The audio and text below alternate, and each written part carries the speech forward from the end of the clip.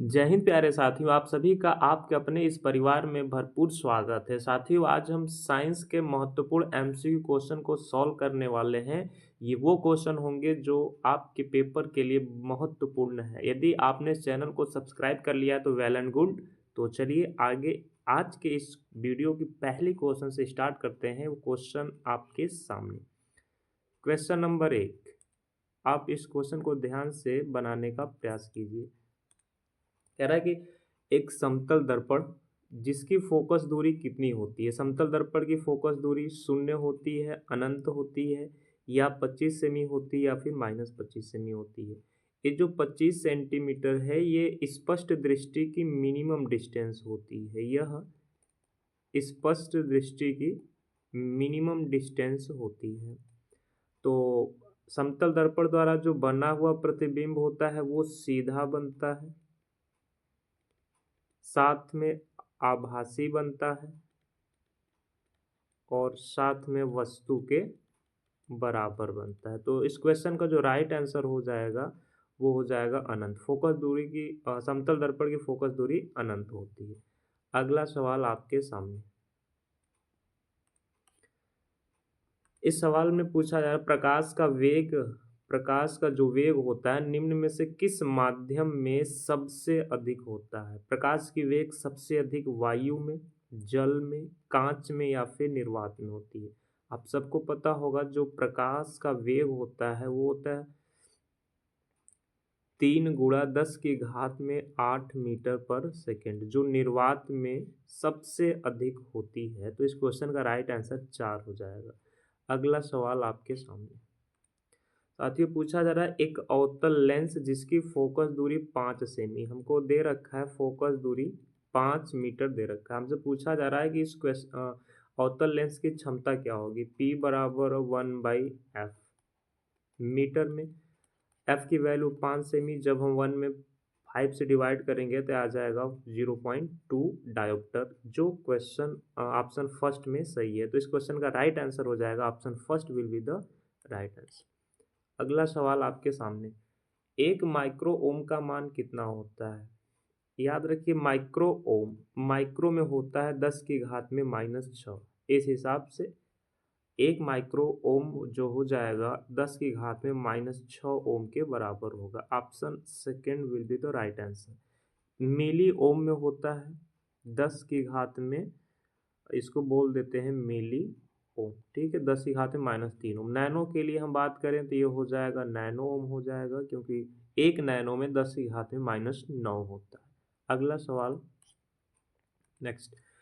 पूछा जा रहा है वृक्कों का क्या कार्य होता है। वृक्कों का क्या कार्य होता है। क्या वृक्क के माध्यम से श्वसन, प्रजनन या उत्सर्जन या फिर पाचन होता है। आप सभी को पता होगा हमारे मानव शरीर के जो वृक्क की संख्या होती है वो 2 होती है। वृक्क जो होते हैं जनरली उत्सर्जन के लिए जाने जाते हैं। अगला सवाल। बहते हुए रक्त को रोकने के लिए उपयोगी कौन सी यौगिक है जो बहते हुए रक्त को रोकने में सपोर्ट करता है। खाने का सोडा, नवसादर, धावन सोडा या फिर फिटकरी। बहते हुए रक्त को रोकने के लिए हम फिटकरी का इस्तेमाल करते हैं। इस क्वेश्चन को जो राइट आंसर हो जाएगा ऑप्शन 4। धावन सोडा के रासायनिक सूत्र की बात करें Na2CO3.10H2O। आप इसे याद रख लीजिएगा। अगला सवाल आपके सामने।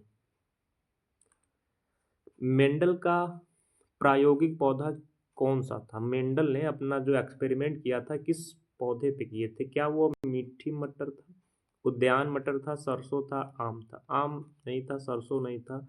इन दोनों में से पूछा जाए तो आपका जो राइट आंसर हो जाएगा उद्यान मटर। गार्डन पी के ऊपर उन्होंने अपना एक्सपेरिमेंट किया था। इन्होंने उद्यान मटर के पौधे में टोटल 7 विपर्यायी लक्षण का निर्धारण किया था। ठीक है, तो अगला सवाल। वह वह जैव प्रक्रम जिसके द्वारा हानिकारक पदार्थों का निष्कासन किया जाता है। मतलब शरीर के अंदर अनपचे भोजन या फिर हानिकारक पदार्थों को शरीर से बाहर निकालना क्या कहलाता है। जनन कहलाता है, उत्सर्जन कहलाता है, पाचन कहलाता है या परिसंचरण कहलाता है। तो अनपचे भोजन या हानिकारक पदार्थों को शरीर से बाहर निकालना उत्सर्जन कहलाता है। अगला सवाल आपके सामने।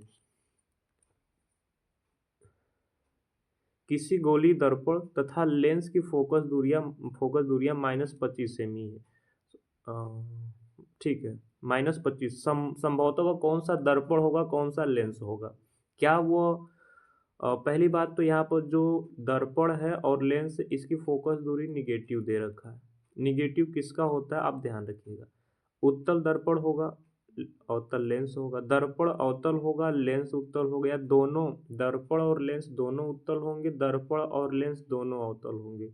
तो हमको पता है कि चाहे लेंस हो, चाहे दर्पण हो, दोनों की फोकस दूरी अवतल के केस में क्या होती है?